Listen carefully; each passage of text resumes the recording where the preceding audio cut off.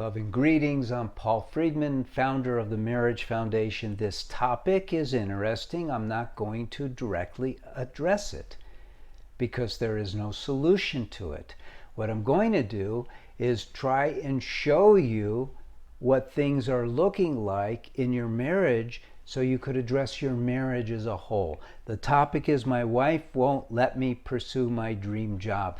A Western psychologist would be loving this topic. There's so much you could get into and blah, blah, blah, and it's not worth it.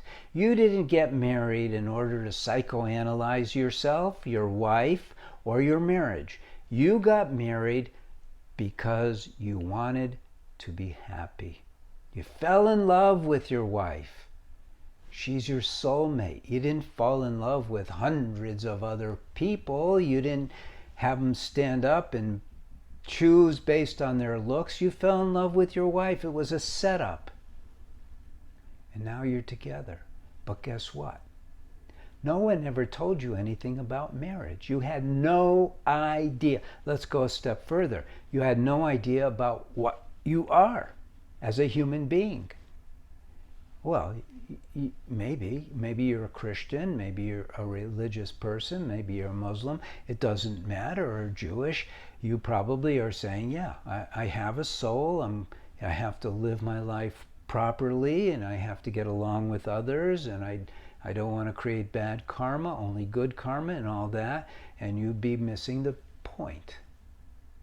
Yes, you don't have a soul. You are a soul. Think about that. God created man in his image.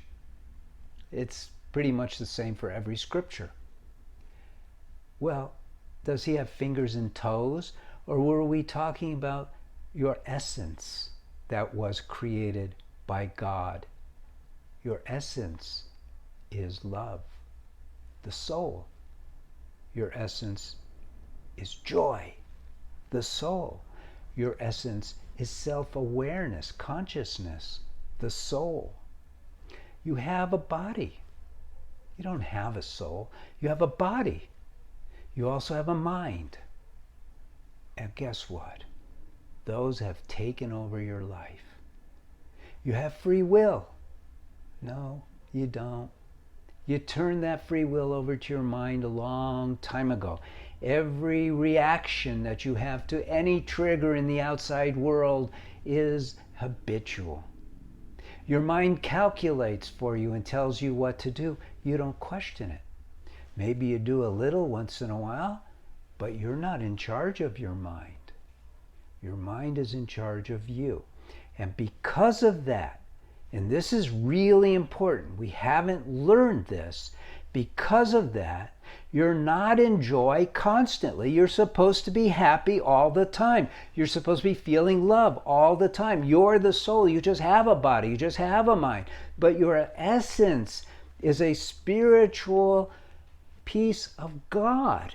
Pure joy, pure love, yet you don't feel it. Instead, your mind, through its facility of emotions, is telling you, oh, I feel good today, oh, I feel bad today, oh, I feel off, I feel blah, blah. No. And so your marriage is between two egos, the conglomeration of the body, mind, and soul, instead of the soul. You met your soulmate. You should be living your marriage on the plane of the soul. Joy, love, harmony. But we weren't taught. It isn't your fault, but you can do something about it. You need to recontextualize your entire life and realize that you're missing the boat. But it's not too late. It's never too late. We have people who take our course who are 80 years old. We also have in their 20s. It doesn't matter when you begin to realize, I am joy. I am love. And I am going to tell my mind what to do. I'm not going to let my mind tell me what to do anymore. There's a process that you need to go through because the habit of being the slave to the mind has taken over our lives. It's a process. It's a lifetime of effort. but it is worth it, because once you get on that path, your life changes. So what about this topic? Hey man, I clicked on you because you have this topic. My wife won't let me pursue my dream job. What do you want me to tell you? You have your rights? You know that. You have free will? You know that. Your wife shouldn't. She's this, she's that. I'm not going to go there. Your wife is an amazing human being. She's dedicated her life to you.